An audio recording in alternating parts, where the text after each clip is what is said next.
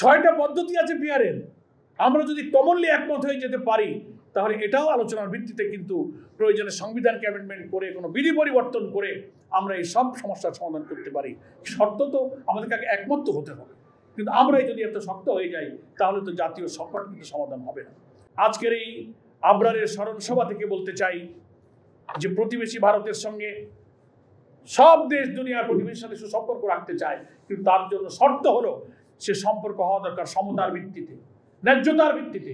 আপনি শুধু আপনারটাই নিয়ে যাবেন, এদেশের সমস্ত নিয়ন্ত্রণ, ব্যবসা বাণিজ্য, শিক্ষা, সংস্কৃতির উপরে আপনি প্রভাব তৈরি করবেন, সমস্ত অর্থনৈতিক স্বার্থ, বাণিজ্যিক বিরাট ভারসাম্য রক্ষা না করে আপনি বাণিজ্যিক বৈষম্যের মধ্য দিয়ে আপনি স্বার্থ নিয়ে যাবেন, পানি দেবেন না, আপনি আমাদের কাছ থেকে সব নিয়ে যাবেন। আওয়ামী লীগের শাসনের আমলেই তো শেখ হাসিনাই বলতো যে আমরা যা ভারতকে দিয়েছি অনেক কিছু দিয়ে দিয়েছি, অনেক মন্তব্য তারা করেছে। ওই যে বললেন আমাদের একজন আলোচক জালাল ভাই, ভারতের ভালো আমাদের ভালো, ভারত ভালো থাকলে আমরা ভালো থাকবো। তো তারা আমাদের দেশটাকে স্বাধীন মনে করে না।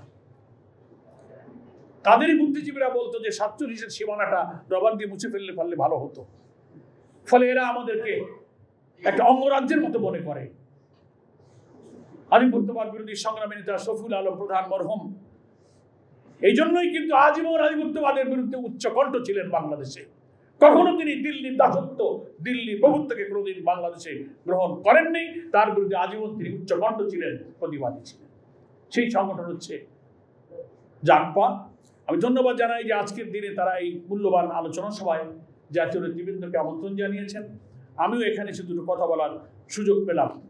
ফলে আমরা মনে করি আগামী ডিসেম্বরে অর্থাৎ নির্বাচনী যে তফসিল ঘোষণা হওয়ার সম্ভাবনা, 26 সালের ফেব্রুয়ারির সম্ভব নির্বাচনের যে টাইমলাইন ঘোষণা করা হয়েছে, বাংলাদেশের গণতন্ত্রের যে অভিযাত্রা, গণ আকাঙ্ক্ষার প্রতিফলনের মধ্য দিয়ে আমাদের এই হাজার হাজার কোটি কোটি মানুষের আত্মদানের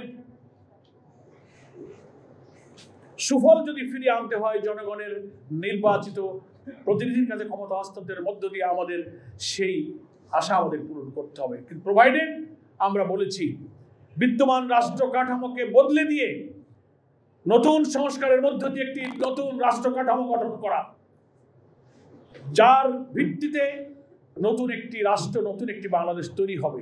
যে রাষ্ট্রযন্ত্র, যে রাষ্ট্র কাঠামোয় যারাই নির্বাচিত হয়ে যাবেন তারা আর নতুন করে ফ্যাসিস্ট হবে না, নতুন করে হাসিনার পয়দা হবে না, এমন একটি রাষ্ট্র কাঠামো রাজনৈতিক এবং সাংবিধানিক সংস্কারের মধ্য দিয়ে তৈরি করতে হবে। আমাদের এই অন্তর্বর্তীকালীন সরকারের প্রধান নির্বাচিত হওয়ার পরে জাতির কাছে কিন্তু সেই প্রতিশ্রুতি দিয়েছিলেন যে আমরা রাষ্ট্র ব্যবস্থার এমন সংস্কার করব যে সংস্কার করার মধ্য দিয়ে জনগণের আশা আকাঙ্ক্ষার প্রতিফলন হবে। ফলে এই সরকার যেমন জন আকাঙ্ক্ষার প্রতিফলন, আগামী নির্বাচনে তার প্রতিফলন ঘটতে গেলে জুলাই সনদের মধ্য দিয়ে বাংলাদেশের রাজনৈতিক দলগুলো ঐক্যমত্য কমিশনে 3 মাস ধরে চেষ্টা করে যেসব সাংবিধানিক রাজনৈতিক বিষয়ে একমত হয়েছেন আর মেজর কিছু পলিটিক্যাল ইস্যুতে এখনো ডিফারেন্স অফ ওপিনিয়ন আছে, সেখানে একটা ঐক্যমত্য তৈরি করে আমাদের সংবিধানকে, রাষ্ট্রকে, রাজনীতিকে, ইলেকট্রাল প্রসেসকে, সিভিল অ্যাডমিনিস্ট্রেশনকে, অ্যান্টি করাপশন কমিশনকে সব কিছুকে এমনভাবে সাজানো দরকার যেখানে একটি সুশাসন, একটি দুর্নীতিমুক্ত প্রশাসন, একটি ইনসাফপূর্ণ বৈষম্যহীন একটা ন্যায্য মানুষের জন্য মানবিক বাংলাদেশ তৈরি হতে পারে। কিন্তু আমরা দেখতে পাচ্ছি জনগণের সেই আকাঙ্ক্ষা পূরণের পথে কোন কোন রাজনৈতিক দল নিজেদেরকে খুব এত বড় মনে করেন, নির্বাচনের আগেই মনে হয় যেন তারা ক্ষমতায় চলে গেলেন, ক্ষমতার কাছাকাছি মনে করে তারা যা বলবেন তাই যেন হতে হবে। বাংলাদেশে প্রায় 31টি দল এই সংস্কারের কার্যক্রমে ঐক্যমত্য কমিশনে সহযোগিতা করছেন। 25-26টি দলের যে সংস্কার প্রস্তাবে ঐক্যমত্য হয়েছে, বাকি গুরুত্বপূর্ণ কিছু মেজর জায়গায় কিছু কিছু দলের আপত্তির কারণে এই প্রচেষ্টা এখনো সফলতার মুখ দেখতে পাচ্ছে না। প্রপোর্শনাল রিপ্রেজেন্টেশন পিআর পদ্ধতি কমনলি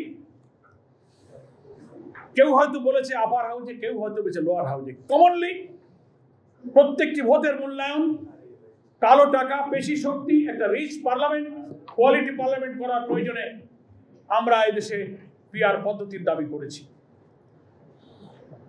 পৃথিবীর 91টার বেশি দেশে পিআর পদ্ধতি চালু আছে, ঠিক আছে। অনেকে বলছেন পিআর পদ্ধতিতে কিছু প্রবলেম আছে, স্বতন্ত্র প্রার্থী কিভাবে হবে, সরকার ঝুলন্ত হবে। 6টা পদ্ধতি আছে পিআরের।